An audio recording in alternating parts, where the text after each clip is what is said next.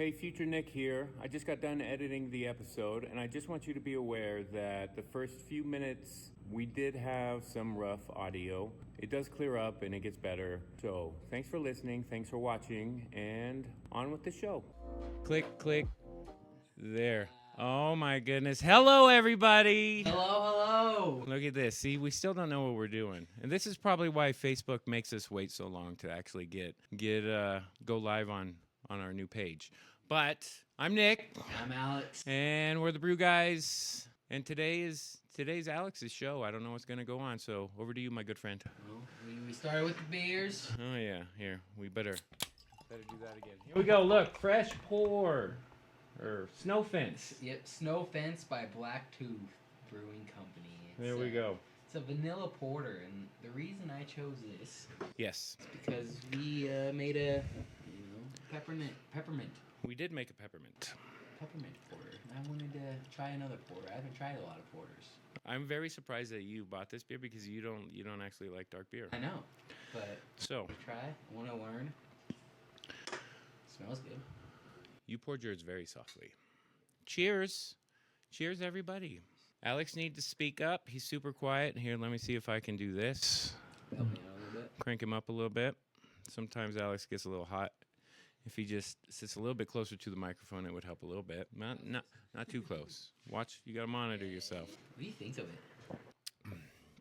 It's a vanilla porter for sure. It really tastes the vanilla. It's a lot of vanilla. But something like this, they just dump vanilla extract.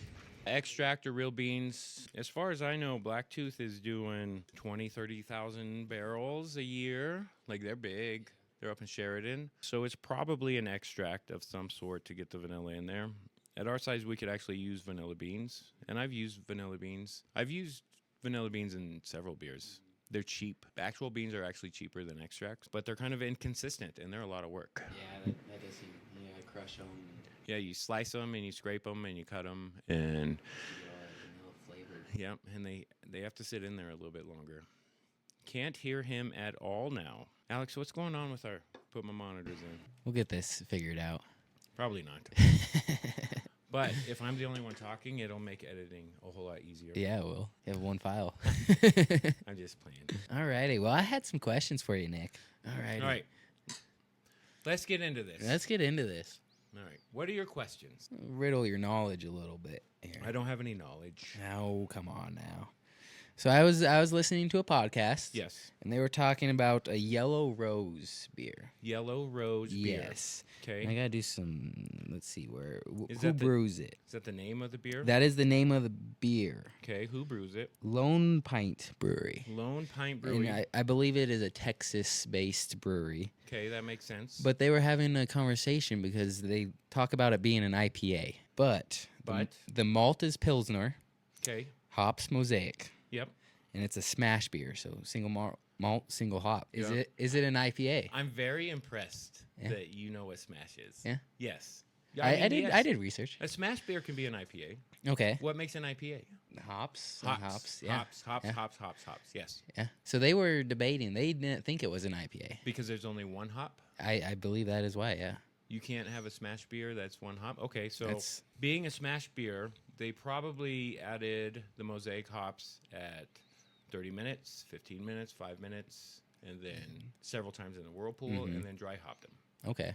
To me, the dry hop is what really makes it stand out as an IPA. That's what really Brings that hop, gets that hop yeah. up in your nose. Mhm. What's your opinion? Well, see, If you only have yeah. one hop, is it an IPA? Was that the debate they were having? Yes. I looked it up. I looked on their website and was looking up the Yellow Rose, Right. 6.8 ABV. Right. So it's up there. Right in there at IPA standards. Correct. IBU 62. That's IPA. That's IPA. So I mean, with that and like you said, if they added a bunch of hops, just it can be one hop, but Yes. you don't need a million different hops. No, you in don't there. need a Yeah. million different hops. Just like you don't need a different million grains. Mm-hmm. I mean, some beers you have to have more than one grain, but you can make a porter, you can make a stout with just 2 grains. Mm-hmm. You know, you can just have 2 row and some roasted barley to get your color and get your roast flavor, and now you have a stout. Mm-hmm. If you just use one hop, but you use it correctly and you use enough of it, then you have yourself an IPA. What's the line between pale ale and IPA? That's in my opinion,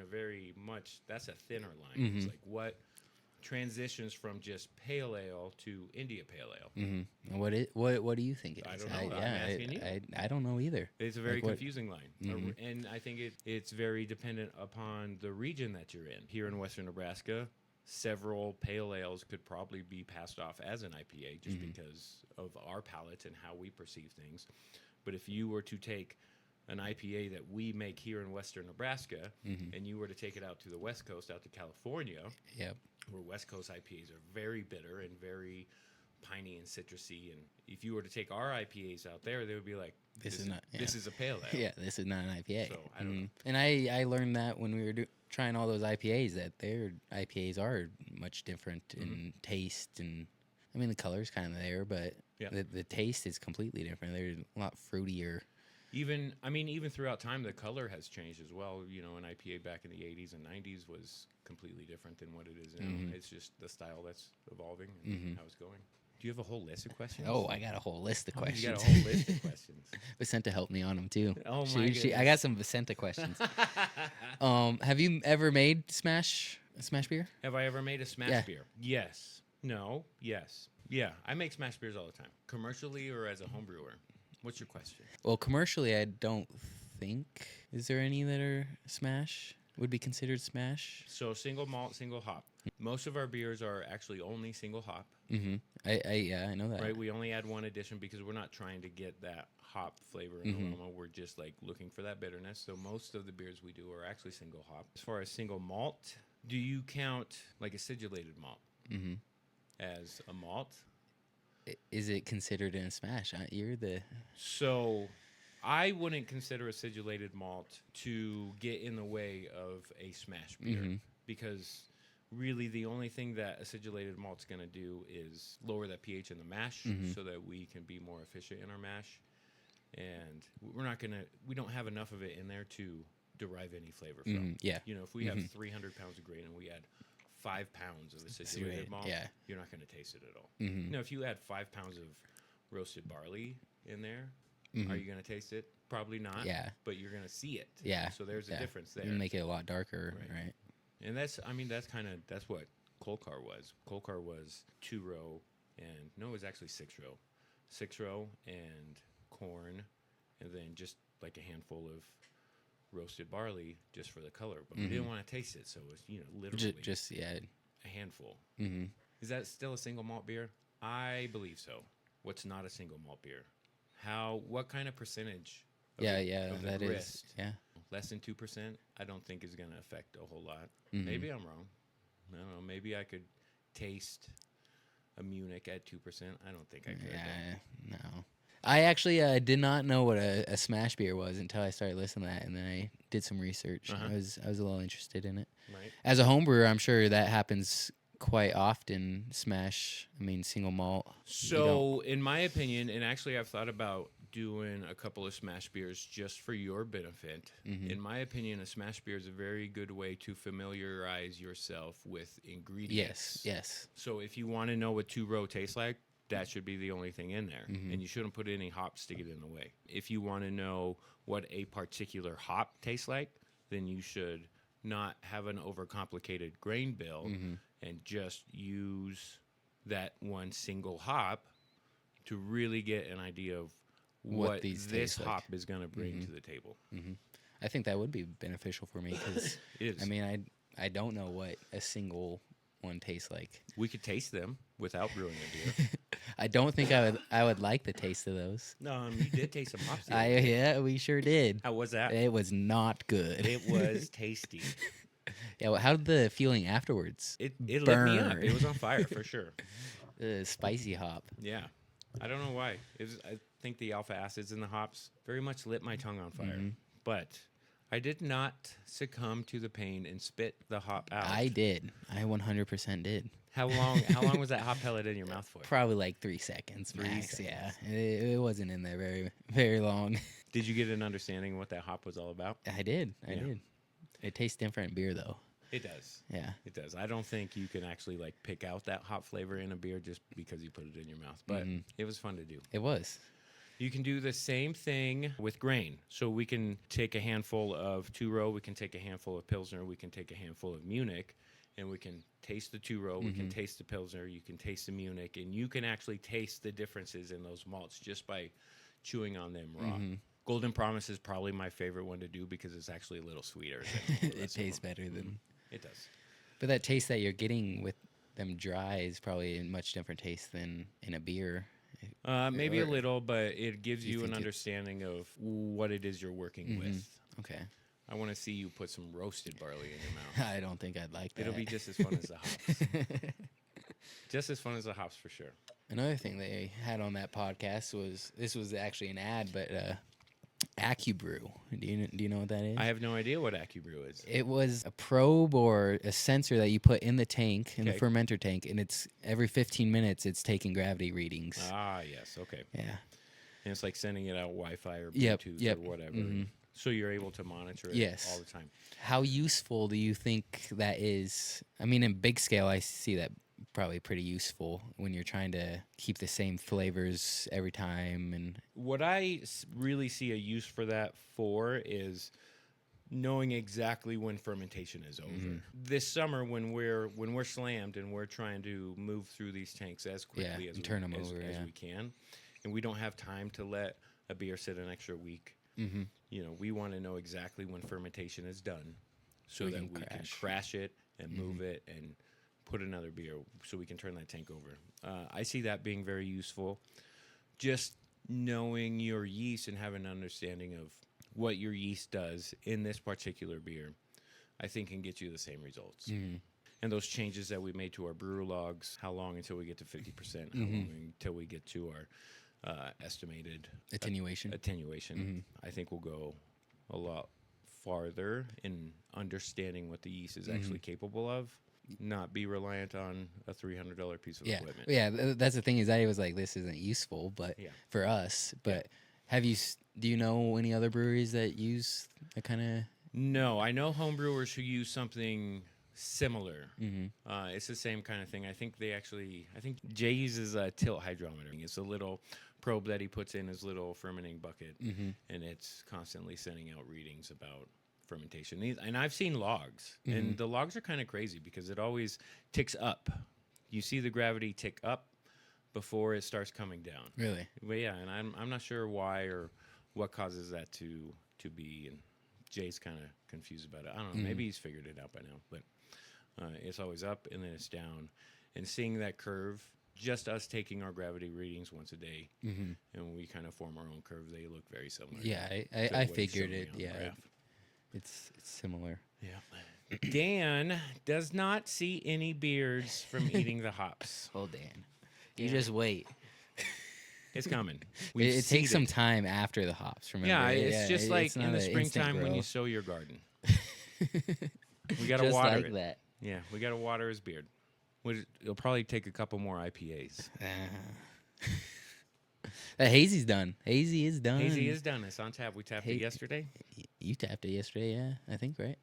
Yeah. Today's Wednesday. Yeah. Yep. It was on yesterday. Did you have any?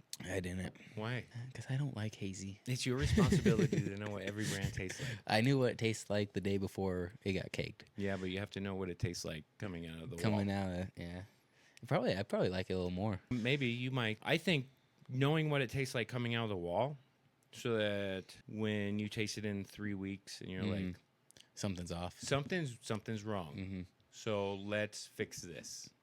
Yeah, that is important in a lot of the things is bad batches. Yes. And you don't want that, and catching that before everyone else catches it is very important. Quality control. So whether you like it or not, Alex. I know. Maybe tomorrow. You have to go drink that hazy. I'll give hazy a little try. A pint of hazy. You don't have to drink a whole pint. You can make yourself a little taster. Yeah. You just have to be familiar with what it tastes like. Is it on brand? Yeah. That's probably the fourth or fifth time I've asked you that. You have. Is it on brand? You have to know what brand is. You're very familiar with what mainline tastes like and what it should taste like. Beam, maybe not quite as much as you should be, because that's probably the most important beer we have. Yeah, I did try it today. It was still very sweet. You had a beam? I had the out of the fermenter. Oh, out of the fermenter. Yeah. It's very sweet. Still moving along. So, the next question. When deciding to brew a new beer, what are the things that you consider? How well it will sell? Is that the only thing you're considering? Or things you enjoy? A little bit of both? A little bit of both. A little bit of this, a little bit of that. Season plays into it. I'm not going to brew a dark beer right at the beginning of spring. You know, if we're into March, then I'm already thinking about late summer beers. Mm-hmm. What beers are we going to sell at the end of August? Or if it's a beer that requires a little bit of time, March is when we brew Oktoberfest. So we're already thinking about the end of August, September. We need to brew those beers in March. So this time of year, like I'm really starting to think about what we're going to start serving in 3 months.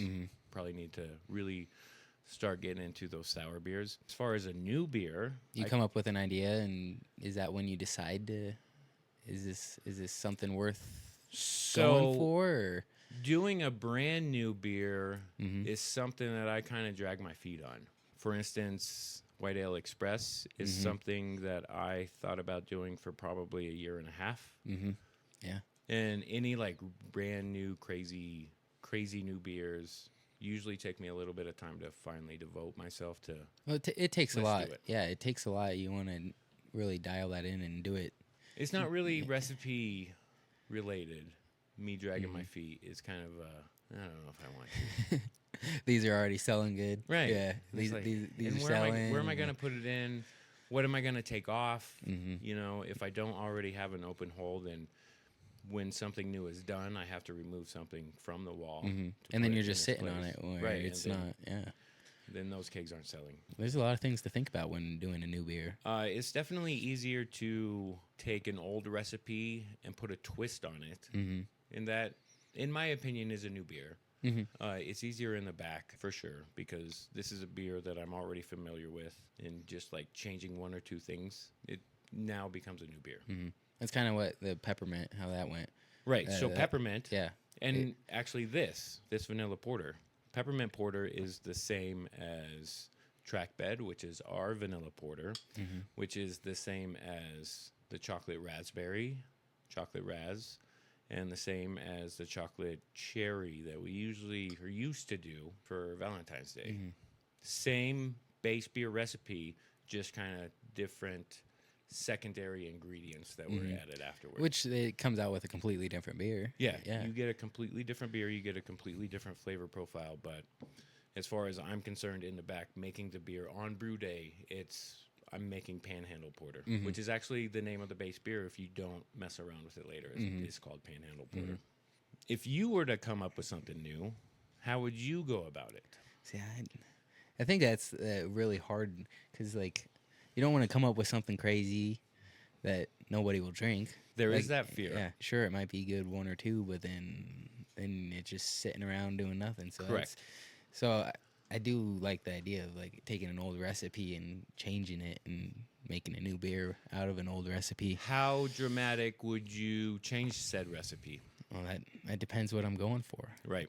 Yeah. And that's honestly why it took so long to get around to White Ale Express, because that is a completely new recipe. But not only that, the flavors in that beer are so completely different than anything we had ever done before. And I was very much afraid that Belgian yeast funk. Yeah, which I think it turned out how it did, but it could have went completely wrong. Yes. It could have came out with weird flavors and completely off what we were trying to do. Yes. I was very afraid that we weren't going to be able to move it because of the yeast flavors. But you did a fantastic job, dude. It tastes good. It's hotcakes. Yeah. It tastes good. This is a little random one. Do you know the strongest beer ever made? For right now. The strongest beer ever made, I believe, is like 55%. Do you have an answer to this question? I do have an answer to this question. I looked it up. I believe it's like 55%. Do you know what it's called? Do I know what it's called? Yeah. No, because there was kind of a competition going on between two different breweries, and they were like, I can make this beer, and we did this, and they were like, well, I'm going to one-up you, and we did this. And I don't know how they got up that high. That was the second part of the question is how do you achieve? So it's called snake venom. It's at 67.5%. 67.5? Yeah. That's you're not even a beer then. No. Not at all. There are whiskeys with less alcohol than that. But then how do you achieve something like that? I don't know, because if you're just gonna call it a beer, then you can't like post process it. So there's no ice distillation. I mean, that's an old process that is actually illegal to do. Ice distillation, where you put your beer in the freezer and then just let ice crystals start to form, and then dump out your liquid, and all that's left It's just that concentrate. So you're just dumping off ice, which is just water, and so now you've removed water. Now you have a higher ABV beer. If you run it through a still, then I don't think you can actually call it a beer anymore. Simple sugars But you can't just pour a bunch of sugar in there and think it's going to taste good. No. Enzymes. There's probably enzymes in there that are breaking down sugars, taking all the maltodextrose and breaking that down into maltose, which the yeast can attack, and probably using a distiller's yeast that's going to attack these sugars a little bit more aggressively. I honestly wouldn't even want to taste it. No, it did not sound appetizing at all. No. I'm sure that's a very expensive beer too. Is it?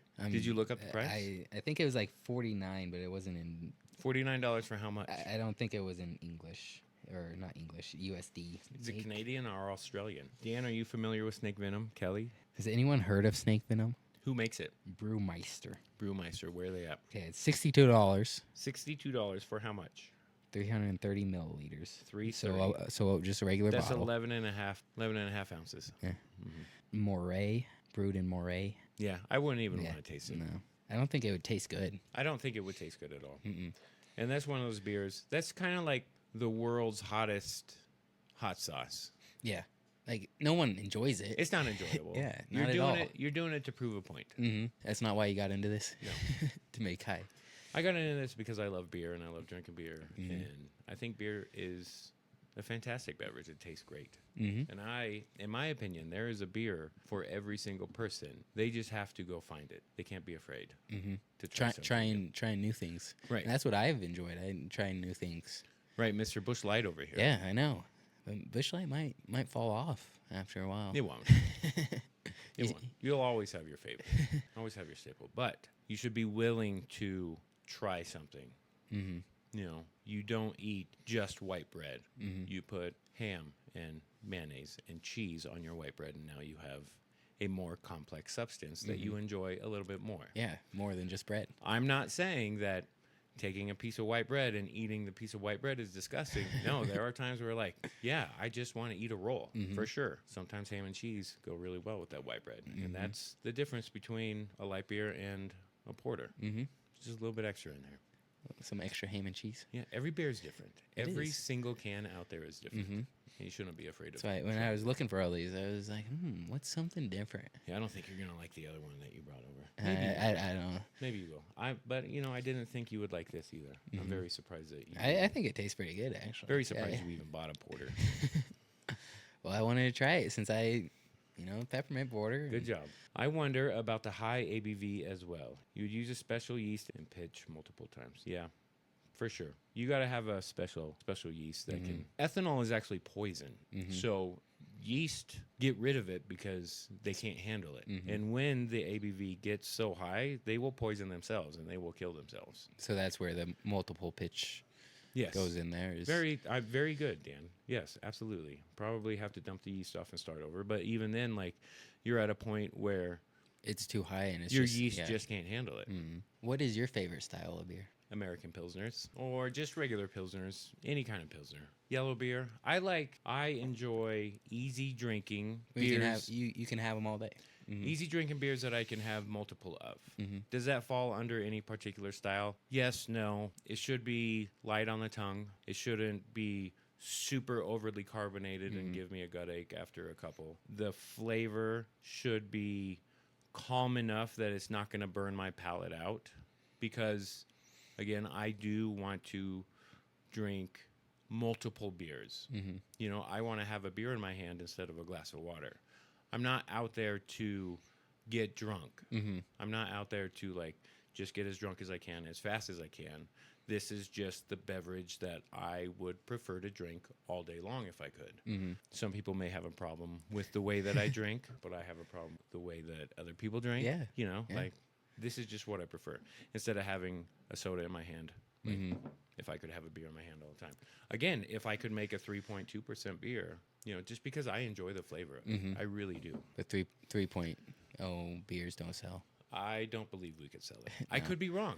You know, because I didn't think the Belgian yeast would sell either, and now it's going crazy. So I could be Based on completely what I've seen, a lot of people come in, what's your highest ABV? yes, And then just drink that. and that's what they want to drink. Yeah. And that's their way of drinking. Which I mean, Everyone's different. everybody's out for themselves, and they're gonna do what they want to do. Which, you know, I mean, that's part of the industry. Mm-hmm. That's Now, what- another one of my questions I did have, what's the hardest part of the industry, beer industry? What's the hardest part Yeah. of the beer industry? Selling the beer. For sure, selling the beer. I can make as much as I want to. Eventually, I'm going to run out of space if I don't sell it. Selling the beer. Yep, we're not in the industry to make beer. We're in the industry to sell beer. it. Which I've heard you say multiple times. Yep. What do you believe is the hardest part of the industry? For me, right now, Yeah, what's the hardest part of your job right now? just learning everything and memorizing, but I'm still fairly. I mean, I have most of it. Like when I start doing stuff, I'll look at my notebook and see it, and then I'll start doing it, and I won't go back and look at it because I've done it many times. But even on brew day, I still have lots of questions. And if something bad happens, what do I do? As you should, and like, you know, as you would and as you should. I've got no problem answering any of your questions ever. And don't ever feel like I'm looking at you like you should fucking know this by now. Because if you don't, you don't. I think you're taking onto it very well. I don't know what the hardest part of your job for you is. Like, I don't think there is a hard part. It's just me trying to memorize everything and knowing what to do. And maybe I should get you into sales. there you go. I don't know. I do have a marketing, business administration, marketing. I don't know. My definition of being in the industry is a little bit different than other people's definition of being in the industry. For you for instance, like you've been hired on in the back, and those are your responsibilities. You know, you're not responsible for being front of house, although I do know that you help Vicenta out all the time. But interacting with the customers is not your main responsibility. Knocking on doors and answering phone calls and trying to move the product is not your responsibility. Marketing, social networking, you know, all the advertising and stuff, that's not your responsibility. So for me, I mean, I would still say that selling the beer is probably the hardest thing to do, but there's so many other facets of what is involved in the beer industry. I kind of have my foot in all of them. Yeah, I was gonna say, like, you're not just a brewer. You're also a business owner. You have a lot other things. Like, there's a lot of other things. I wish I going was on. just the brewer, Yeah, for sure. yeah. Then my life would be a whole lot easier. And I probably wouldn't be as great as I am. Yeah, like you have knowledge in all of it, in not just making the beer, but then also trying to sell the beer. Yeah. It's different for everyone, but Yeah, I still think selling the beer is the hardest part. Convincing the owners of the other retail establishments to give the beer a chance. Right. Because we are very much Western Nebraska, and our definition of what a beer is very defined. And here I come along with new things. Yeah, something different. try this. Yeah. You know, you've never had something like this before.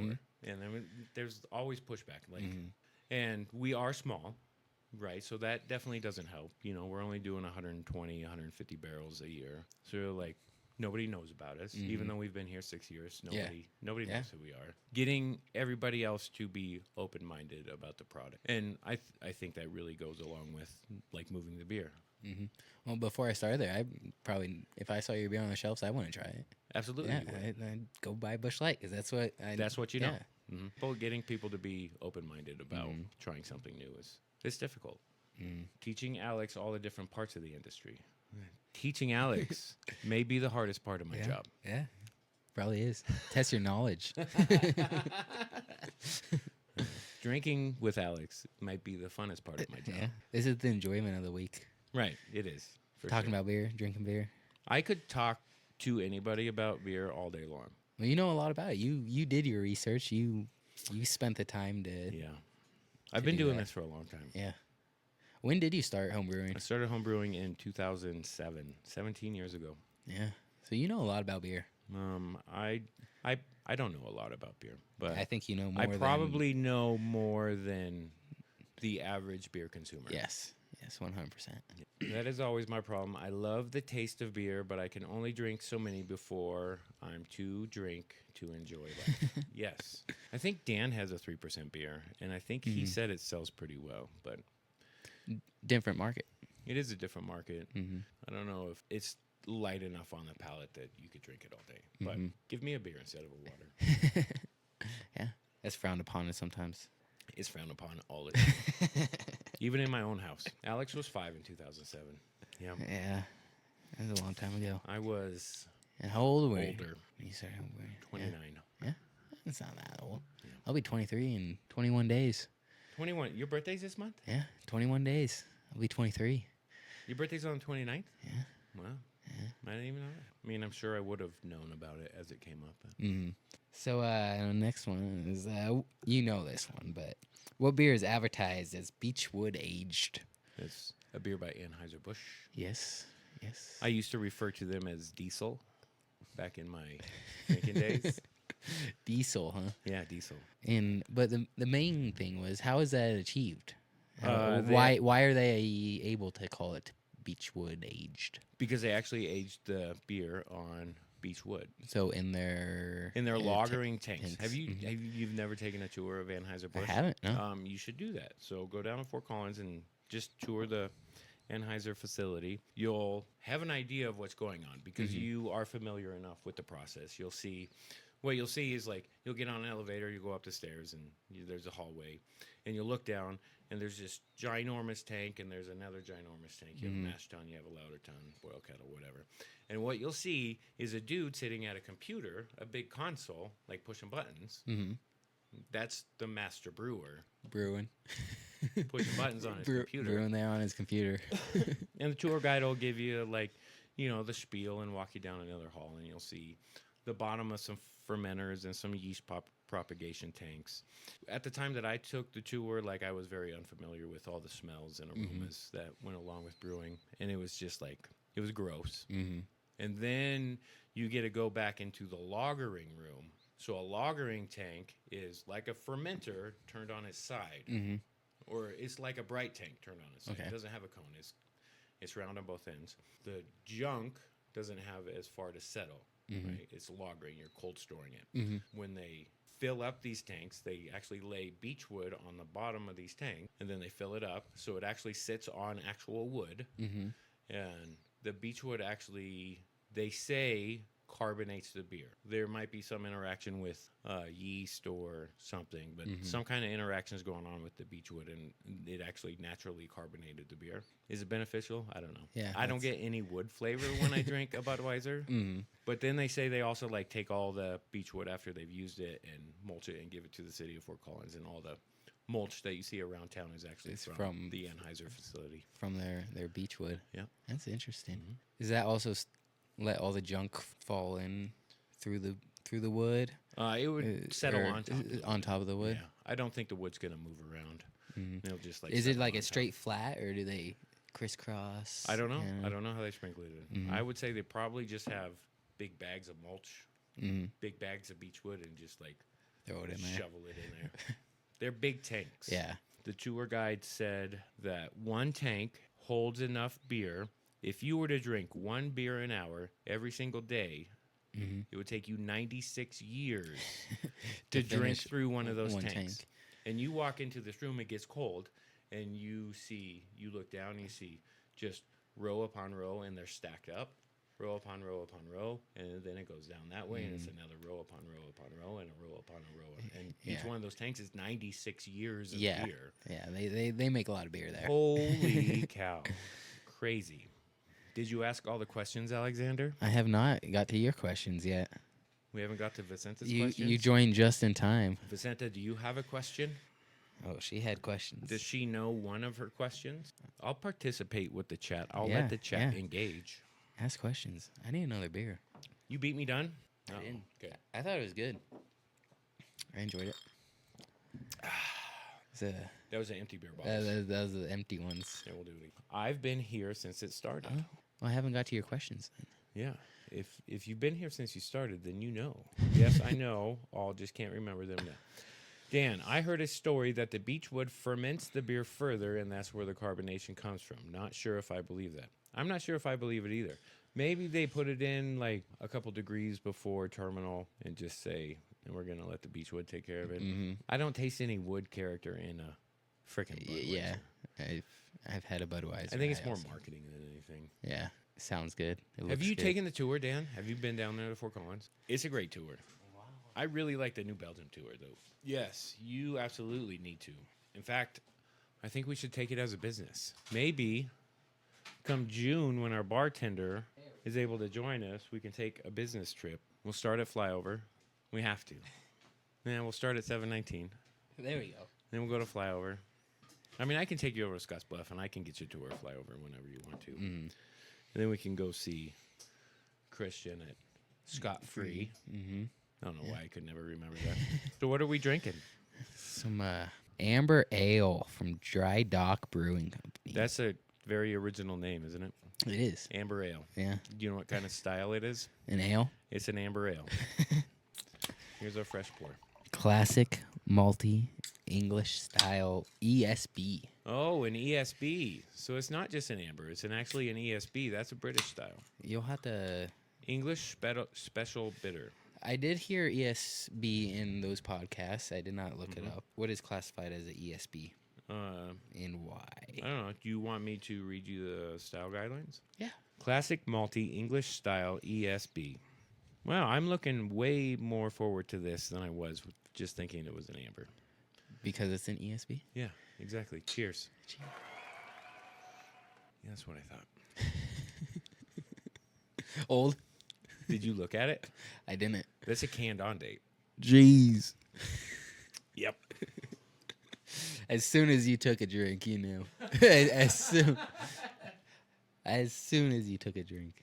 People in Alliance, Nebraska do not like amber ale. Yeah. I guess. Yeah. It was kind of pushed off in the back. Honestly, they're just afraid to try. They're afraid to try new stuff. You have to open up their minds, and I don't get ESB. Dark British, no. Strong British, no. Sorry, I was not prepared for this. Got you on the spot. There we go.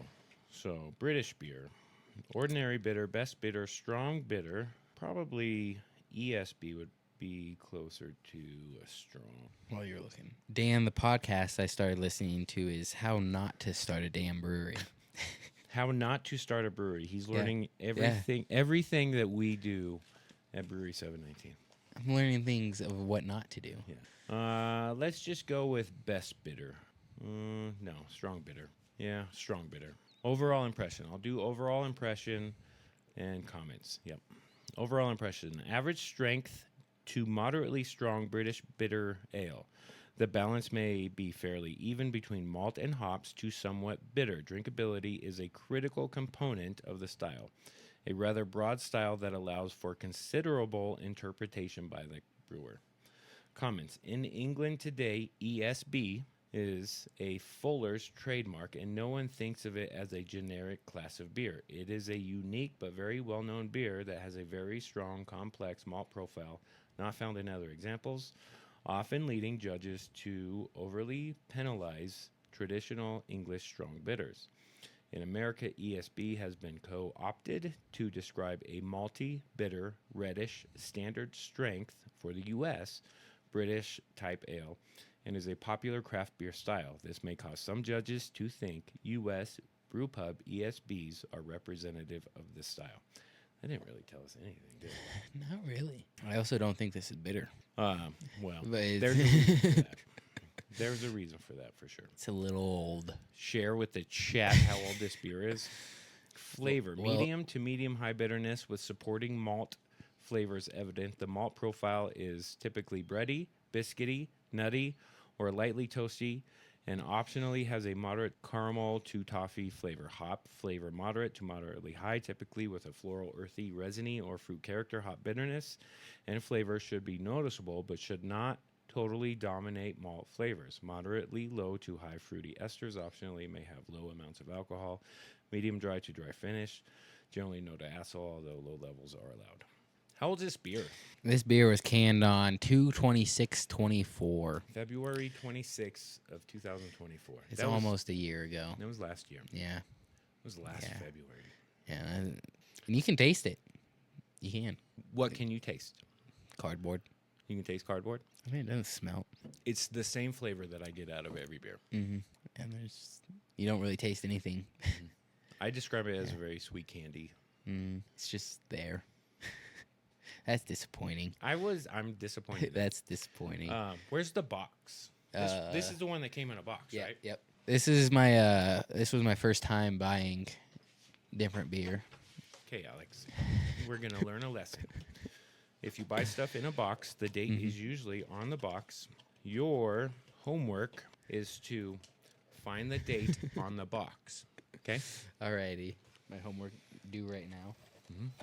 It's on there. I did see it. This one's kind of tricky. It's kind of hidden. Give me a second. It's on the side that you opened. Let me help you. Okay. Because we do have people watching. Watch me throw. Oh, right there, yeah. What's it say? Canned on February 26, 24. Canned on 2/26/24. Unfortunate. What about this porter? That one I thought. But you also said porter's last. Porter will hold up, definitely. But I think around here, we all go through enough Blacktooth. This is probably pretty fresh. Packaged 10/8/24. Yeah. So that's exactly 3 months old today. Yeah. So have you learned anything today? I have. What have you to learned? look at the dates on the box. Look at the dates on the beer that you purchase because it makes a huge difference. It does. Good job. ESB description. It should taste like an ESB. Pretty much. It should taste like Fuller's. Although ESB, like according to the book, this is a 2015 book. This book is now 10 years old. Oh, man. My style book is 10 years old now. So you need a new style book, That's is what you're saying. There are many interpretations, but judges just know that Fuller's is the style and compare it to Fuller's. I've never had a Fuller's, so I couldn't even tell you. And if we did get a Fuller's around here, it'd probably be like 4 years old because that's just where we live. Well, that's disappointing. I kind of don't want to drink the rest of It this. sure is. Yeah. Tastes like, do you want to compare it to an Oberon Eclipse? Let's do it. I'm dumping this. Don't drink bad beer. Good job, Alex. Citrus. It's about time to dump the dump bucket. What's the date on this? I see 25. 3/19/25. No. Or is that April? That's probably Best Buy. 31 April 25. It's not possible. It can't be canned on unless it's Best Buy. 21 March 25? It might be March 25. So this is probably 3 or 4 months old. If I remember, this was the old one that we had. Maybe they even gave this more time. Oberon Eclipse from the Whip Beer episode. It looks like a whip beer. Look at all that junk in there. Yeah. Fresh pour. Cheers. Cheers. Yeah, that means it sat around for a little bit and you disturbed your can when you poured it. But even I got some junk too. Do store clerks check dates? Do stores check dates on beers and dispose of them? The distributor is supposed to take care of that. However, the distributor would then have to buy the beer back from the retailer. Zach has dumped plenty into that bucket. So you're not the only one. Yeah. This one's not too bad. It's not the really bad one we had. Yeah, I thought it was Bell's. I thought it was his Bell's. But this one's not bad. I need to take a break. We'll be right back. Well, I'll be right back. Do you need a break too? No? No. But we got the break scene. Right, I have a break scene. Yeah. But then the chat will be left up to fend for themselves. I'll entertain the chat. You're going to entertain them? I'll entertain the chat. We've been here for an hour. How many people we got on here? I don't even know. A lot. Enough. I shall return. Oh, wait. Ready? Boom. Now it's just me to entertain the people. Is anyone else drinking beer tonight? What are we drinking? Drinking water? I got some more questions for Nick when he gets back. But these are Vicenta's questions, so they're a little different. It's more brewery business related. We'll see if Nick can answer these questions. I'm sure he can. He's got lots of knowledge. Hey, water's good for you. I don't blame you. I bought Nick some Hellcat Hellas. I did see some Mayday in there. He'd probably much rather drink Hellcat Hellas than what he's drinking right now. Zach, we'll have to do your layers here maybe next week. What was my first beer? I think it was a Bud Light. I think a Bud Light was my first beer, and I did not like it at all. But then after I drank a couple more of them, then it started tasting a little better. I need more questions from the chat. Yes, Zach, that's what we need to do. Are they going to taste like old beer? I was quite disappointed in this one. This is probably something I would never buy in the first place, but I wanted to try something new, and then it's almost a year old. Hello, Vicenta. My favorite beer is Busch Light. You should know that by now. It was my least favorite beer, probably an IPA, just because I don't enjoy drinking them. Too hoppy. CC, my beer did not sell out yet, but I did have one today. It's still tasting mighty fine. Yeah, Zach, that does not sound like something that I would like at all, but it does sound like a good thing to try. How many tanks are there in the brew house? There is 3 fermenter tanks at the brewery. Well. Alex. Look who it is. Woo! I was having the chat ask questions. The chat's got questions? Yeah, they were all my questions. Questions for me. Like, what's your favorite beer? What's your least favorite beer? Mm-hmm. Yeah. Did you answer them all? I did. There's not 6-packs available of White Ale Express. There's not, but we might be able to take care of it because I want to put some Hazy Train. Yeah. Put some Hazy Train in there, too. You got to get both screens back. It's not just focusing on me. But you're better looking than I am. Look, our viewership's going to drop. How many types of beer do you have on tap at the brewery? Right now, there's 10 beers on tap. And when one has to go, so we have 10 taps, and if we make a new beer, one does have to go. Could you add more taps? Yes, but that's a lot of work, and sometimes we don't have 10 beers, 10 different beers. So we actually have 12 faucets. Root beer and lemonade. Mm-hmm. I personally wouldn't have any problem taking root beer and lemonade off. They're helpful in the summer. Lemonade and root beer are for sure, because some people want something a little more refreshing. Although I think mainline is super refreshing. Sour beers in the summers are super refreshing. Yeah, I would take them off. It doesn't bother me any. How hard do you think it would be to add more taps? Well, one, you'd run out of room. Then you have to think of a drain. Right. And then you have the drain's the biggest problem at this point. Add all the plumbing for the drain. And which I'd actually like to redo that tap wall anyways, just because the moisture and the dry wall seem to be not getting along very well these days. We need to add some stainless backing. And that's something that's been on my plate for a couple of years now. Yeah, it's not something I'm opposed to doing, but in the summertime when we're super busy and we're just like pressed to keep up, having that root beer and lemonade take up 2 of those faucets and not having to worry about putting beer in those 2 spots is definitely helpful. But if it came down to it, I would take root beer off. I would take lemonade off. But usually we plan it well enough that something's running out right about the same time that a new beer is coming in. So, for instance, Sour Face, I think we're on our last keg of Sour Face, and we're going to have to start thinking about what we're going to put in that spot. However, we do have that new liquor license now, so I could just give Dan a call or give Rich a second chapter, which I think is probably going to be the next thing we do. Call up Rich and be like, hey, I need a keg of whatever you got, and just serve somebody else's beer. And I got no problem doing that. I like that idea because it does, give other options, and we don't have to sell a whole lot of it. Dan's IPAs, we went right through that. Yeah, we went through 5 gallons of Damn Yankees in less than a week. In fact, I was just texting Dan today.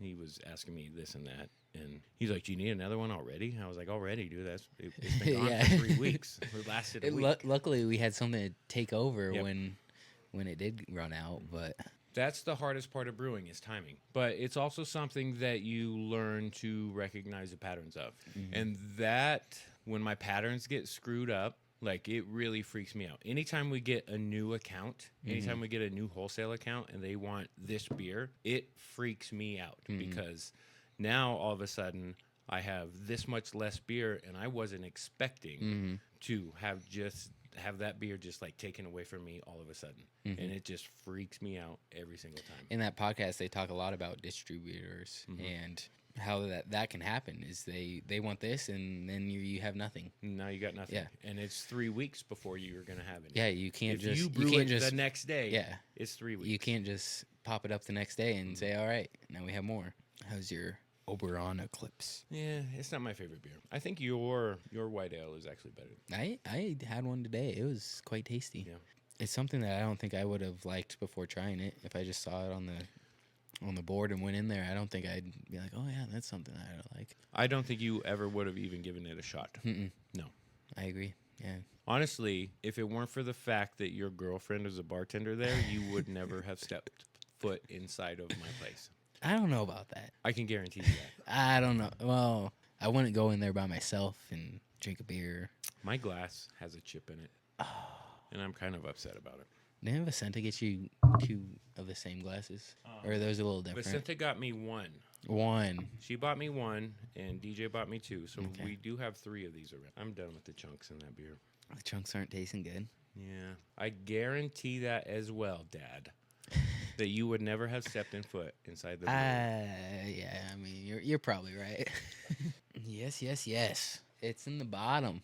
I will take one of those, because I know that one will. I didn't check the date, but...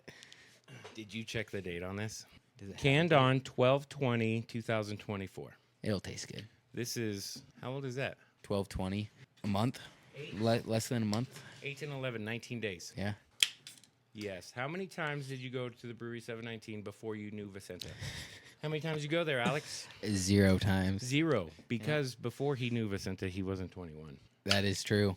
Yeah. That is true. So it would have been no point to go to the Fun brewery. story.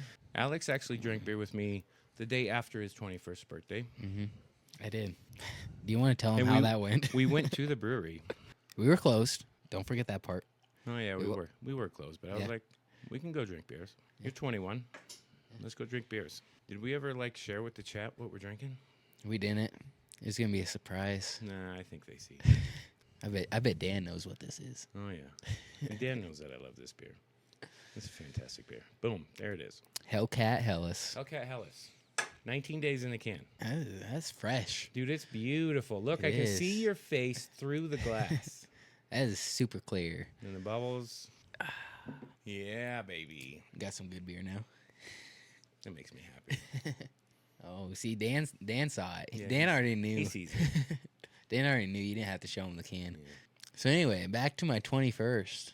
Day after my 21st birthday. Well, I wasn't gonna go any farther with that story. I Yeah. was just gonna leave it at that. I drank beer with Alex at the brewery on the day after his 21st birthday, but he still chooses to come around and drink beer with me, which surprises me.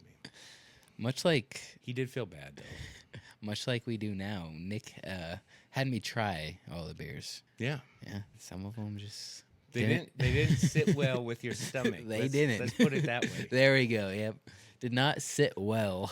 I was on a mission that day though. Well, I think you accomplished your mission. Yeah. I was like, you're 21, buddy. Yeah, I think the margaritas had something to do with it. That's what I'm blaming. Yeah, probably. I don't know. Or is the crappy beer that you drank? I can't even remember what it tastes like. I'm not sure I made you try all the beers. I don't think I lasted for all I the don't beers. think you had very many beers. I don't think I did either. You probably had a beam, and then you mainline. And I probably made you try the strawberry. I might have had you try a hazy train just because I remember it was I knew that would have been funny. And I'm kind of rude like that. I remember it was close your eyes and just take a sip because I didn't like dark beer. That was probably Beam. Yeah, That was probably Beam. Everybody likes Beam. You know how much Beam we sell. I know. And it's weird because I don't really enjoy Beam. But how would you change Beam? But see, everyone likes Beam, so I wouldn't change it. Okay, so How would I change Beam to how I like it? yes, Make it lighter. make it lighter. Yeah, but then you're just drinking Kolkar. Drinking Kolkar. Yeah, Okay, baby, you can join if you want. come over here and say hi. Yeah, say hi to the people. On my own life. Our sponsor just walked out here, but Yeah. she won't actually come say hi and sponsor. Although she didn't really sponsor us today. Hello. Hello. For all your reusable notebook needs, please check Oh, us out. come on, it's not. Brew Gals Creations. Follow us on TikTok, Facebook, and Instagram, or our website. BrewGalCreations.com. Boom. Boom. What's a reusable journal? Well, let me tell you. There you go.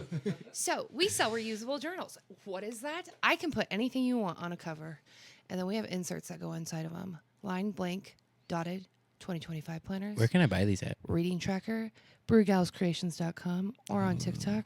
You already know that because you buy from me. I do. That's how good they are.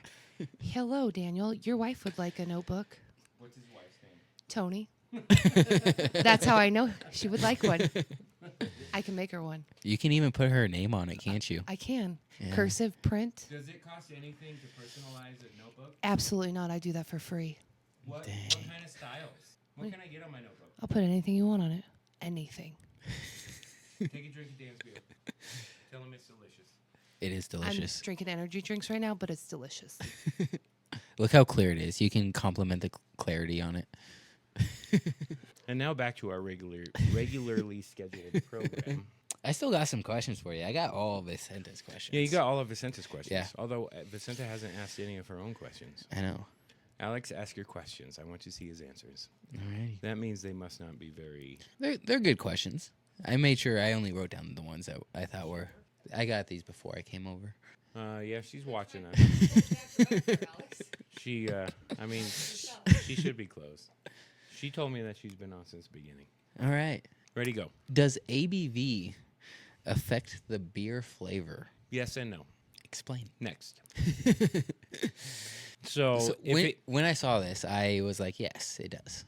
Okay, how? I think the higher ABVs have much different flavors than, say, mainline. Okay. It's not a bad flavor. It's just different flavors. that you High taste. alcohol beers have their own flavor. Yes. The ethanol actually has its own flavor. Mhm. And you can actually get bad flavors from that from your fermentation profile. If you ferment it bad, then that ethanol flavor is going to be harsh, it's going to be sharp, it's going to be hot, and you don't want any of that unless that's what you're specifically trying Going to for. do. It has a sweetness if done right. It should be warming. It should be warming here in your chest. 10% beer, you should be able to feel That is a right 10% here, beer. right here. It is a little bit sweeter. It shouldn't be hot on the tongue. Although, like, once you start approaching 12, 15%, like, it's kind of unavoidable to get that hotness on your tongue. Although it should be as subtle as you can make it, as possible as you can make it as a brewer. If you get an 8% beer that just burns your tongue, that's bad fermentation. Okay. So I know you had an I-beam, and that was 13%. 13.4. I never tried it. What was the process behind that? What was the process behind I-beam? The story behind I-beam. I-beam was our 100th batch of beer. And Beam is our biggest selling beer. So I wanted number 100 to be kind of special and very much have Beam involved. So I basically tripled the grain recipe. I wanted to get above 10%. 10% is a number that I had tried to get across 3 times before, but had been unsuccessful at. So with batch 100, I took every technique that I had learned and I threw it all into this beer. And I babied this beer and I did everything I could to get above that 10%. And I blew that 10% out of the water and got 13.4. Really, I was planning on like 10.5%, but it fermented so well because I just like babied the crap out of it. And I added extra sugar to just the boil, just fermentable sugar to help dry it out at the end, and that took me way across that 10% line. And then after we fermented it out, we got Elijah Craig barrels, whiskey barrels, and we took I-beam and we put it into the barrels and let it sit for 9 months. What's that do? Just letting it sit? It lets the flavors meld together. It also gives it oak character. It gives it that barrel character. So you get a lot of vanilla, you get some wood, you get some cherry.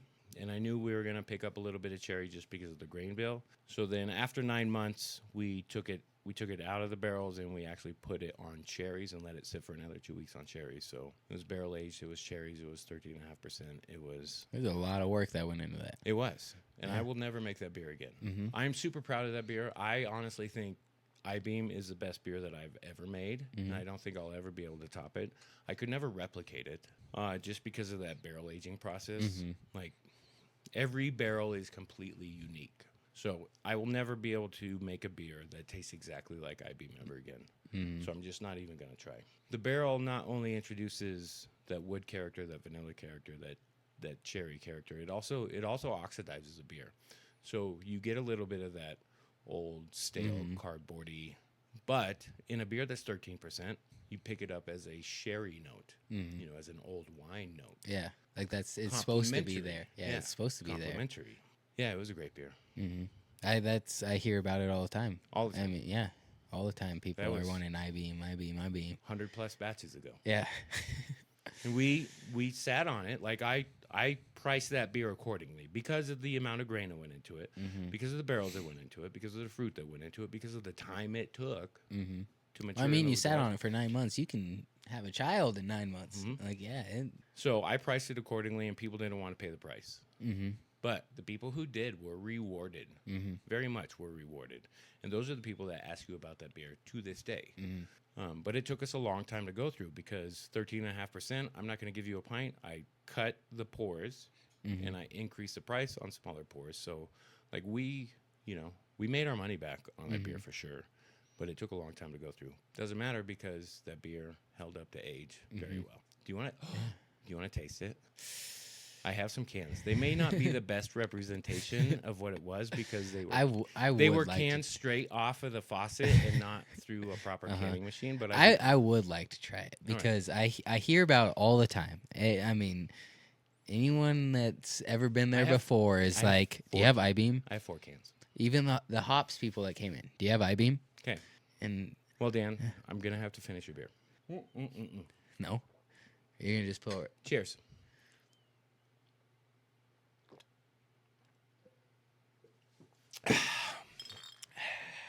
I don't look through your fridge that hard. Have you looked for it? No. Yeah, we don't even use those labels anymore. I'm excited. I don't think I'll like it. It's an old beam label. Let's see if I can take it. The sticker won't come off. Underneath that sticker, it says beam. This is an old beam label. Is that all you had at the time? You didn't have, because now you have spots. Yeah, Beam's the only one that ever had its own colored. I did have mock-ups of the other ones. I think the strawberry was pink and mainline was yellow, but I never got them printed. This is 13.5%, Alex. I know. Just so you're aware. I know. And this has probably been sitting in this can for a year. Poured off the faucet. Still looks clean, though. Cheers. It still smells good. Yeah, it smells like it's supposed to. Yeah. Are you ready? I'm ready.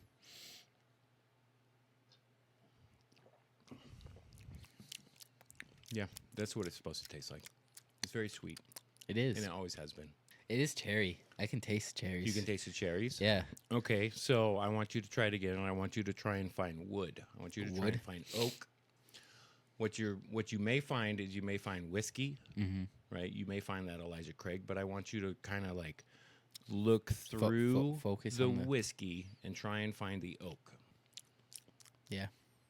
You taste the wood? Yeah, I don't think I like that taste though. You don't like the wood? No, I don't think I like that taste. Barrel beers are one of my favorite styles. Personally, I think whiskey barrels have been overdone and they all kind of taste the same. And this kind of has that similar kind of, it's a whiskey barrel beer. Wine barrels are very intriguing. Wine barrels are super nice. I don't know if I like this. It's the best beer I've ever made. He doesn't know if he likes it. It's okay. Yeah. I told you that when I poured it in your glass. I'm like, you're probably not going to like this because it is very complex. It is. It's very complex. There is a lot going on, but it's not bad. I'm surprised it tastes as good as it does for being however old it is. It's making my ear warm. Yeah. It's not hot. This is 13.5%. You cannot taste that burning sensation on your tongue at all. But it's making my it's not. It's making my ears warm. Yeah. Is that from the alcohol? Yes. I mean, it's not what I enjoy. Yeah. As a beer, it's not what Absolutely I enjoy. not. I'll drink this all day long. I will have one of these. And honestly, if you were to drink this alongside or after a very rich steak, if you were to make yourself a ribeye and have a baked potato and some asparagus, and then have this to complement it, you would think differently about how you feel about this. Yeah. Beer and food are fantastic together. I mean, it's not bad. It's not at all. You can tell me that it's terrible. It's not. You will. It's not not hurt my feelings. style. You will not hurt my. It's feelings. not what I enjoy. Nick looked like he was going to jump across the table at that comment, but he didn't like it. I wasn't. I knew he wasn't going to like it going into it. Dan wants an I-beam. I actually have 3 more in my fridge. Have you ever? Did you ever get one, Dan? There's. I mean, that's a complex beer to make. It is. Yeah. It was a lot of work. Yeah. But you can taste it. Like, you can taste those cherries. You can taste that oak. The wood. Kind of. And the sweet maltiness of the beer. Yeah. So I didn't want to do an imperial stout because those are completely overdone. And our big beer isn't a stout. It's a Scottish ale. And I wanted to make an imperial Scottish ale. It's not a Scotch ale. There's a difference between a Scottish style ale and a Scotch ale. This is very much along the lines of a Scottish style ale. It is still very malt forward. It's not bitter. It's not bitter. It's not at all. Dan's never had an I-beam. Dan, when I bring your sieves down, I'll bring you one of these cans. And his keg. Oh, and a keg. Nah, I'm going to make Rich come get that keg. That's Rich's job.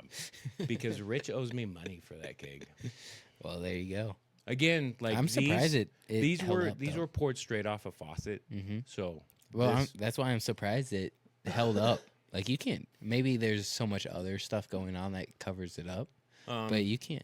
I can't tell from first time trying this. But again, there was probably also some oxidation already just because of the age that or the time that it spent in the barrel. If you were to add a sherry note, a cardboardy note to this beer, it's only gonna add another layer of complexity, and it's not gonna ruin the beer.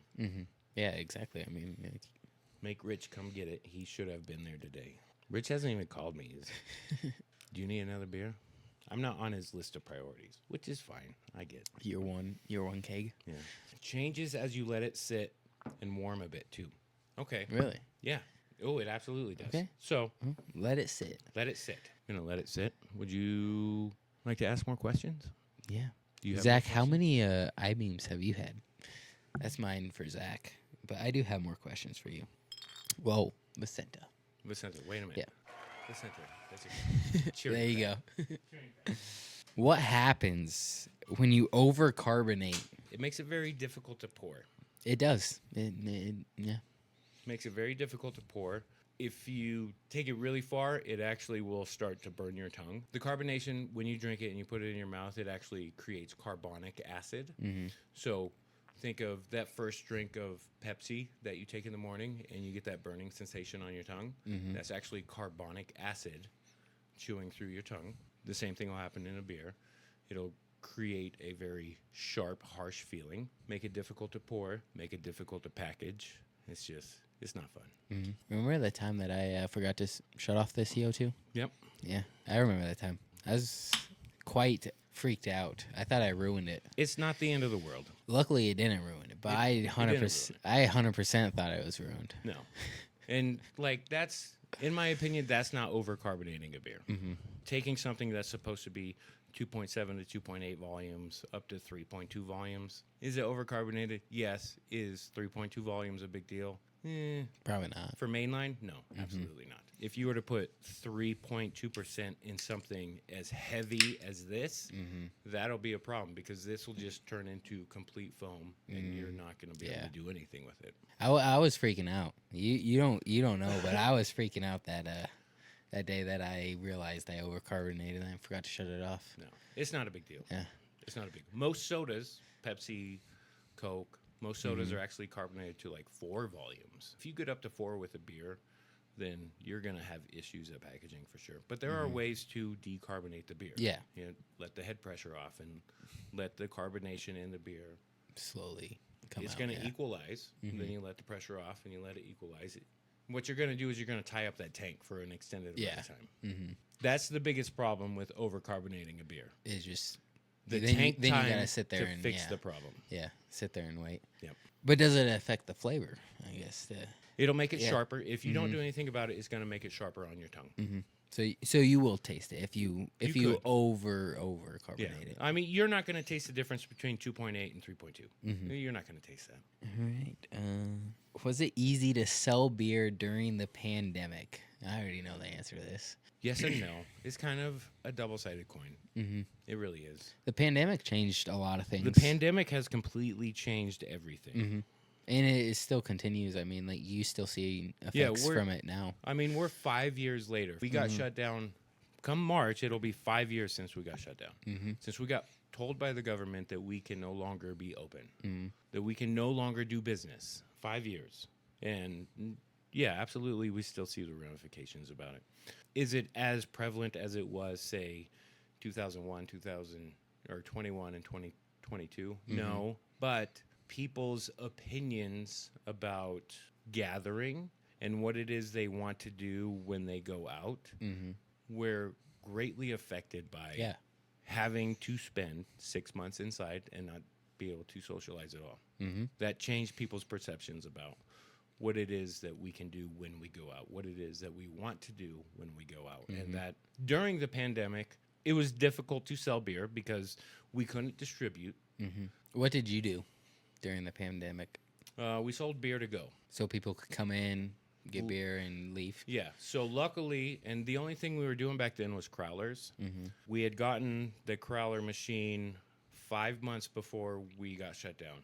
Had we not had that crowler machine, like, we wouldn't be around. Mm-hmm.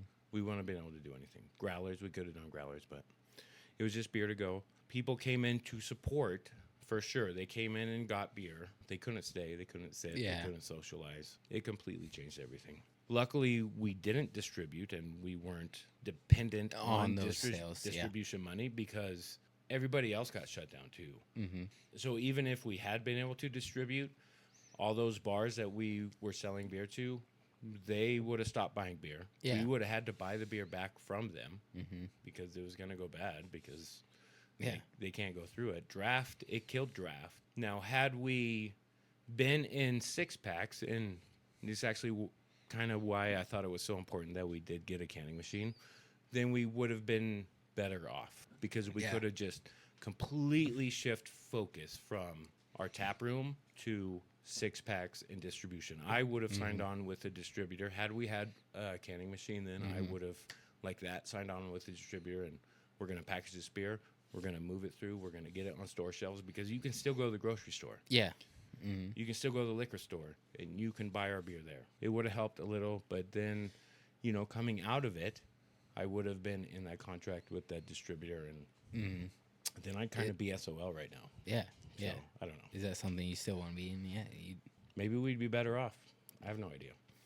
Were you still down there brewing during the pandemic, like every so often? Yeah, I mean, or did you kind of have like a stockpile that you already had?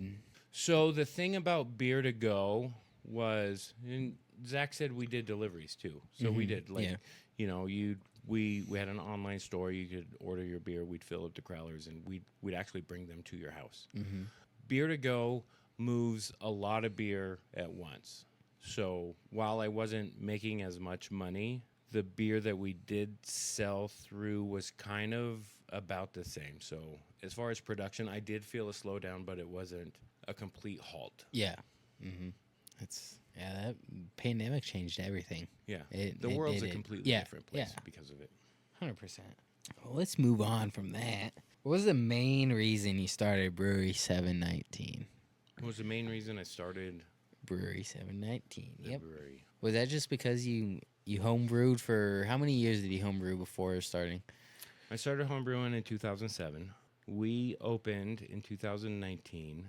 I actually just saw a post on Facebook today of me making a batch in 2016. I think 2016 is where I really decided to shift my focus and hone my craft. Mm-hmm. It was about that time, maybe the end of 15 or early 16. I did see a picture of the pale ale that I made 9 years ago, where I was like, I need to hone my craft. I need to make beers, and I need to send them off to competitions and get unbiased opinions about how good it is. I don't know. I thought it would be cool to own a brewery. Mm-hmm. I had intentions of opening a brewery and making $1 million and not working on the railroad Yeah. anymore and just like becoming the beer baron of the Midwest. Mm-hmm. Obviously, that hasn't happened because I still railroad. But you know what? I'm okay with that. Mm-hmm. I don't need to do 1,000 barrels. I don't need to do 10,000 barrels. I don't need the brewery to support me financially because I do still have another job. I wish I had a little bit more time, but that's what you're for. Mm-hmm. I buy my time by employing you. Mm-hmm. Exactly. And the brewery does well enough that I am able to afford you. Mm-hmm. Maybe not to the level that I think I should be able to afford you to, but I don't know. I saw it as a better lifestyle. And something you enjoy doing. Right. Yeah. Something like... And it was something that I thought I was good at, too. Mm-hmm. Which, I mean, you can't be bad at it if you've been open for almost 6 years now. Man, I don't know. Maybe I can. You might not think so, but... The community supports me. I may not be good at it, but they still support me. You can't be bad at making beer, though. People drink it. I walked into... It was Clocks. And I didn't know you were at Clocks. Mm-hmm. And I walked in there. And that's when I was looking for something. I was like, oh, I didn't know that. And I mean, that's cool to see is like, hey. Right. Like, you made this. You probably packaged those beers that you saw at Clocks. Yeah. And that's cool to see, like, on the shelves. Like, hey, like, it's part of that. Yeah, And, I've never... I was going to say, you're probably past that point of saying, oh, that's cool. I don't know. I was at Main Street a month ago, and, like, I saw our beer there, and I took a picture of it. Mm-hmm. I think it's cool. Like, It seeing is that. neat. I mean, you know, I personally touched every single can that's on the store shelf. Mm-hmm. Exactly, yeah. You have physically touched every single can because you pack them and put them in all the carriers. Even on Monday, there is another booth, but they were saying all the beer they had on tap, and they said strawberry blonde. I'm like, oh, strawberry blonde. Like that's a unique name. Oh, like, at Kennedale's? Yeah. On Monday. Yeah. But I was like, that's cool. Yeah. That's not a unique name. It needs a better name. I know what it is. Yeah. I mean, I'm sure the people that they were reading off to like, what's this? But I was like, that's cool. I know what it is. Of all the beers Zach has poured out, don't think I've ever poured out a 719 beer. I don't think that's true, Zach. Dan says I'm great at brewing. I'm nowhere near as good as you are, Daniel. Andy says hasn't happened yet. Oh, it hasn't happened yet. I don't know. I don't know because the comments are so delayed. They are. Hasn't happened yet. I haven't quit yet. I think that's probably what it is. I haven't quit yet. I actually just turned 20 years old out at the railroad, and I just turned 46. So I have 40 years out there, and I can retire with full benefits in 14 years. At this point, I've kind of given up the dream of ever not being out there. 14 years, though. 14 years. I'll be 60, and I'll have full retirement. It's not that big of a deal. It's too much to give up. Yeah. I'm so close. It's too much to give up, which is fine. That's You're already past halfway. Right. Like, I'm way past halfway. yeah, exactly. That was 3 years ago. Halfway was 3 years ago. That's all right. I'll be a railroader. And when you're old, I can just imagine you in like a walker, just going through the brew house. No, I won't be there anymore. I think I'll probably have sold the place off by then. That's 14 years from now. Going through, you know. Alex, I'm 46. You see me lift those grain kegs up. I see you lift the kegs. I'm like, yeah, that hurts my back. It hurts my back. I'm not going to be able to do it for another 14 years. Yeah. But that's why I got young, strapping men working in the back. I think you chose because the someday wrong one. I'm going to sucker them into buying the place. I think you chose the wrong one. There's not much going on there. I don't know. Alrighty. What is the hardest beer you have ever made and why? We already talked I-beam. about I-beam. I-beam. Yeah. I already knew that It's answer. warmed up a little bit. It is. It is. Cheers. I get more oak. I get more cherry. Really? Yeah. I was getting a lot of cherry at the beginning. I still get a lot of cherry. So when you still get that squinty face on you. Or you that yeah, because it's expressive. it's not my beer. It hurt her back too, lifting kegs. Oh, It hurt her shoulder. yeah. Yeah, The they're heavy. A full keg of beer. It is heavy, Keg like- of beer weighs 162 pounds. Yeah, like they are heavy. Yeah, that's more than your girlfriend weighs. That's more than you weigh. Mm-hmm. It is. They are heavy. Yeah. Like when I dropped off that beer at Papa Moon, Ryan came over and carry the keg. I'm like, Ryan, I got the lift right here. I got the jack. But he carried it all the way in. Like, He carried a half barrel all the way in there? Yeah. And No I way. said, I'm not gonna do that. I'm Dude, I'm gonna use this right I here. won't even do that. Yeah. No way. I'm not going to carry a half barrel. Yeah, no, I was like, I'm gonna use this right here. I will lift it up. I can put it up on another keg. I could probably get it. Dude, that's not good for you. No, put it on a dolly. Yeah, I'm not gonna. No way. Yeah. No, I don't want to hurt myself. I've carried 4 6-stolls. I'm not gonna do that 2 either. here and 2 here. I've carried 4 6-stolls. You have taught me not to do that. Yeah, because I don't want you to get hurt. Yeah. Like, I don't want to do that. do as I say, not as I do. Like I'm sure I could do it, but No. I just don't want to. No. I mean, I'm not gonna go out of my way to do that. Thank you. Please don't get hurt. What's unique about your beer? Nothing. Don't say that. Nothing. You know, one of the questions she tried making me write down was, what does your beer do for the community or something? Or how does your beer relate to the community? I was like, trains, Brewery 719. But 719, that's it. I did not know that until I started working there. I did not know that. Nobody does. Yeah.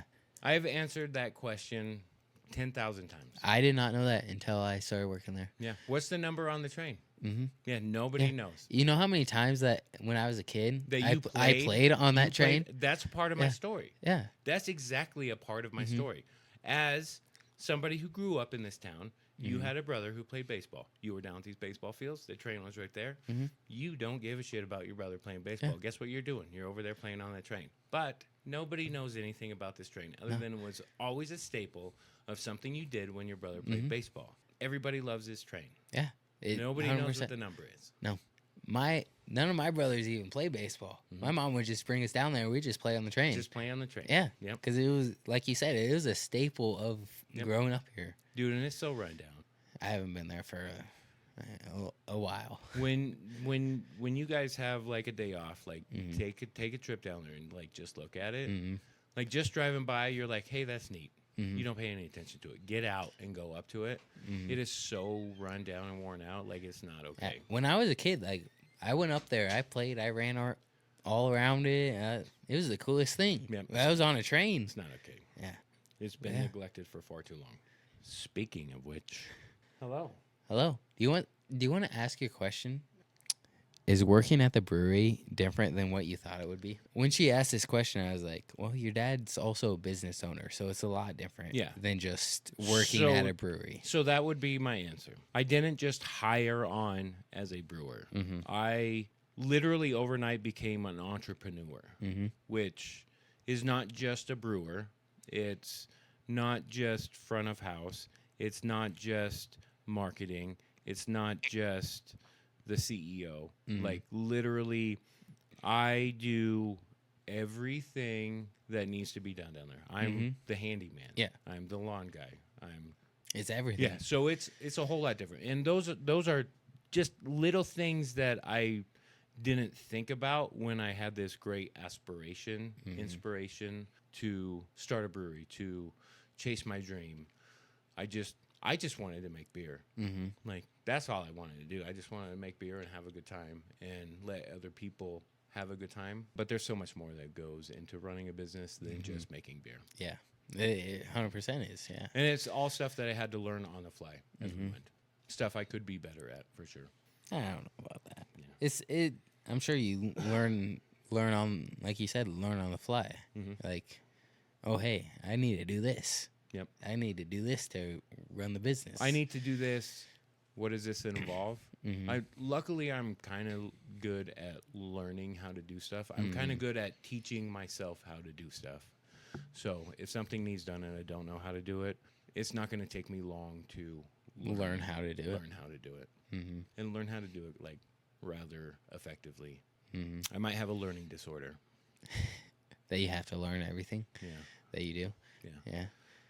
I knew that. Yeah. All right, I got one last question for you. One more. I bet there's probably 4 or 5 on that list. No, it's actually the last one. Oh, okay. And this is just a little fun one. Okay. How many seats are at the bar in the brewery? 18. No. 8 and 6, 14. You should ask your bartender. 14. No, there are 14. come join the show. There's an extra one. There's 8 along this side and 6 along this side. There are 14 seats along the bar. Well, then one of them belongs at the big table. we only have 14 spinning chairs. I'm the bartender. I'm there every day. That was a good one to end on. Ladies and gentlemen, he's wrong. It's 15. I don't believe so. She did count while I was there. Yeah. Yeah, she counted 15. I did not double check her, but We have 15 spinning chairs. Did you count the one that's hidden in the corner? Do we actually have 16 spinning chairs? We don't have an odd number of spinning chairs. We have an even number of spinning chairs. the debate on how many spinning chairs are at the bar at Brewery 17 is still up for debate. I'm going to take a picture. We have 8 along the big side and 6 along the other side, which is 14. There's probably only 13 actually at the bar because somebody has taken an end one over by the beer cooler. That does and happen Shoved it over quite by often. the beer cooler. So That there's does happen. probably only 13 actually at the bar. And there's 8 non-spinning chairs at the big tall table. How many spinning chairs, Nick? That's the answer. How many spinning chairs? 14. 14 spinning chairs. 8 and 6. Vicenta, how many spinning chairs? She says 15. She says 15. So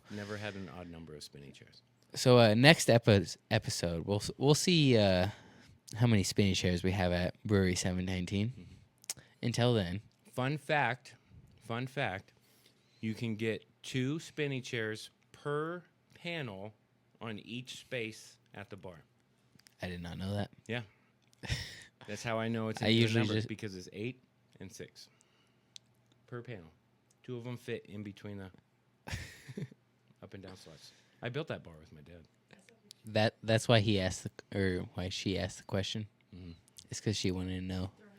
Yeah. It's actually in the middle, so he switched them around. Mhm. This was very off. Anyways, Okay, is that it? I think that's it. All right. One last taste. One last taste. Ivy.